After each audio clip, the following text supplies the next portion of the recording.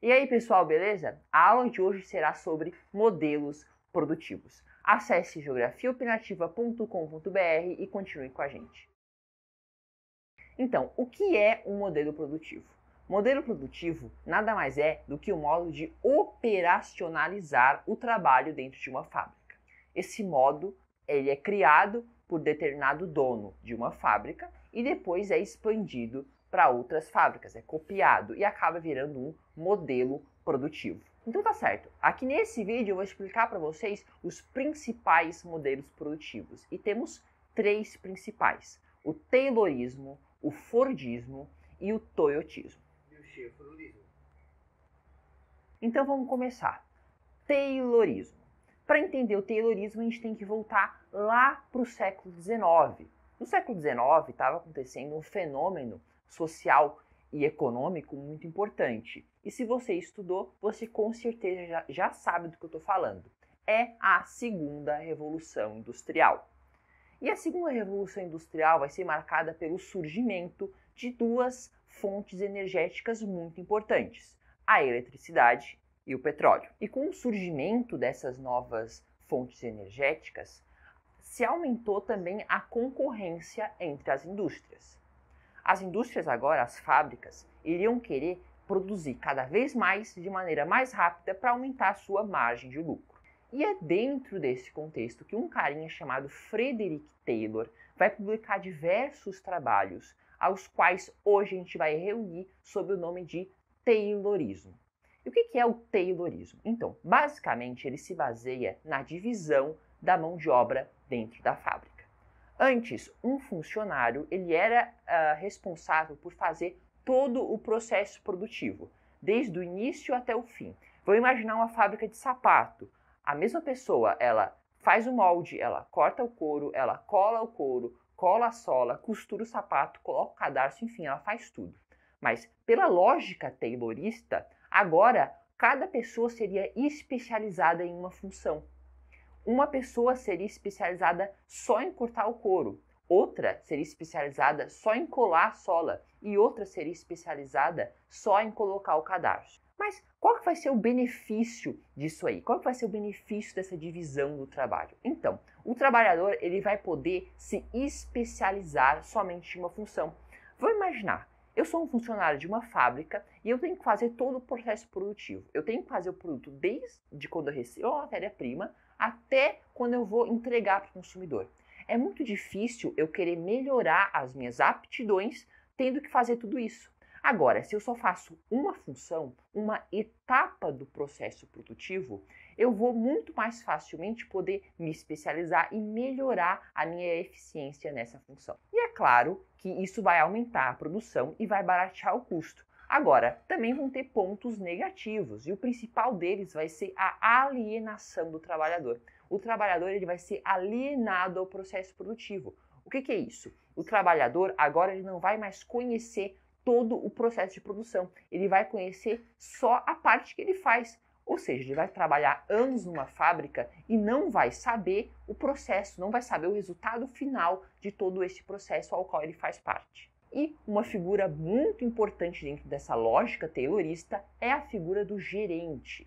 O gerente vai ser o único funcionário da fábrica que vai conhecer todo o processo produtivo.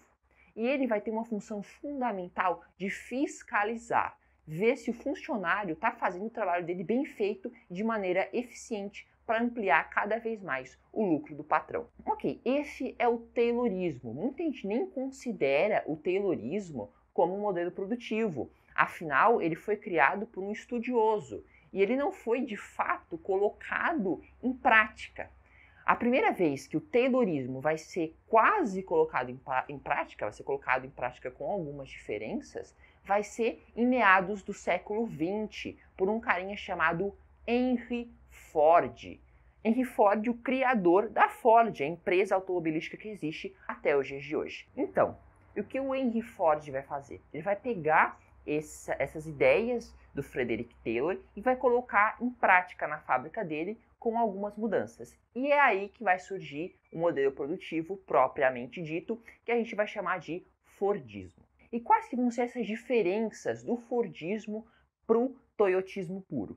Na Na verdade, o Ford ele vai colocar dentro da fábrica dele uma esteira rolante.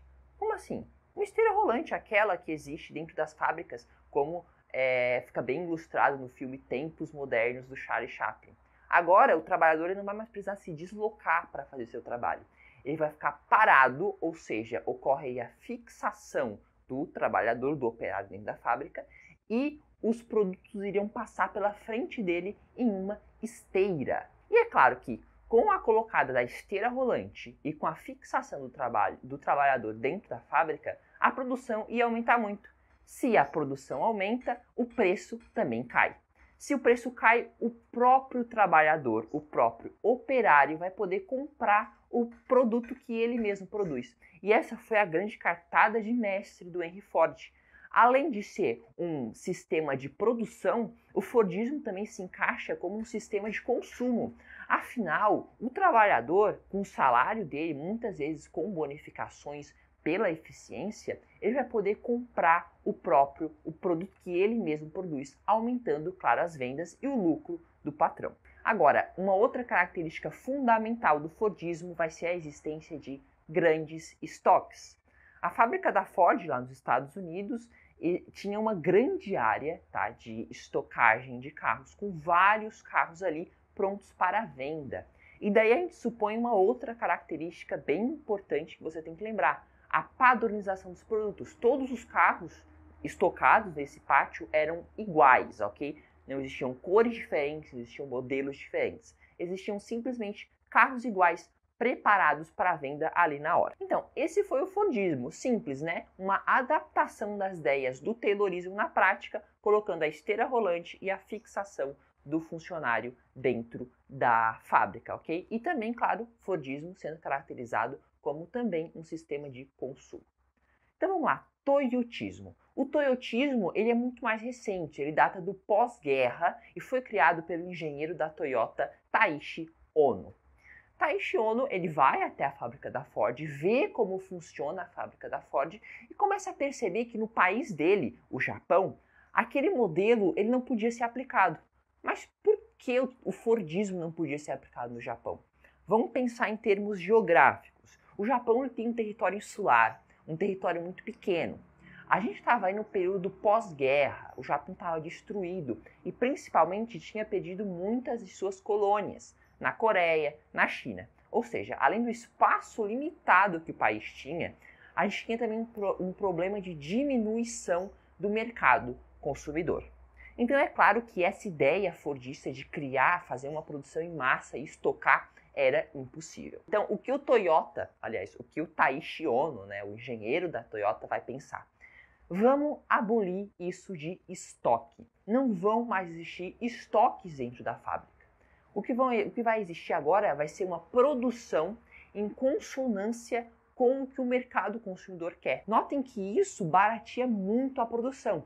Primeiro, que não tem mais gasto com estoque. Segundo, que a compra de matéria-prima vai ser exatamente pareada com a quantidade produzida, ou seja, não vão ser compradas matérias-primas em exagero. E como é que vão saber se o mercado consumidor está querendo mais ou menos produtos? Então, aí vai surgir uma coisa muito importante do Toyotismo, que a gente vai chamar de pesquisa de mercado. Existirá uma pesquisa para saber se o mercado consumidor pode ou não absorver mais produtos. Ou seja, o que ocorre aqui no Toyotismo é o fim da estocagem. Não existem mais estoques e a produção ela ocorre em consonância com o que o mercado consumidor deseja.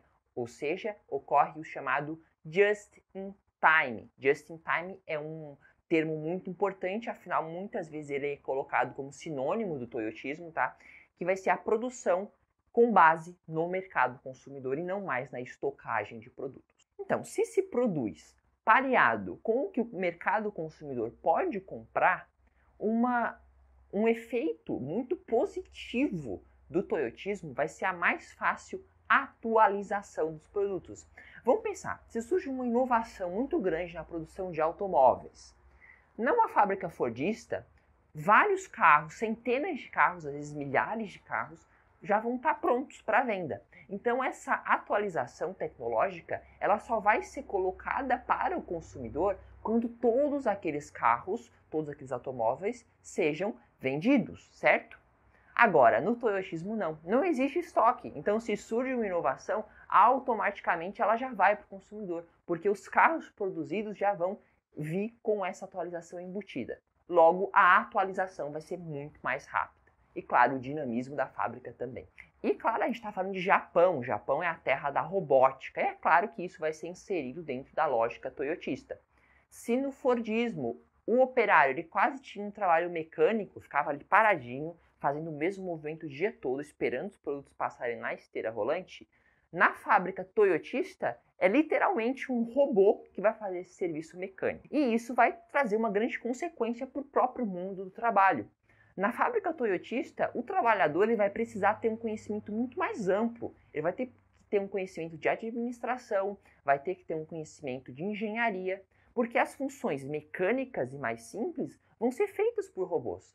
Logo, a fábrica toyotista vai necessitar de uma mão de obra muito mais especializada que a fábrica fordista.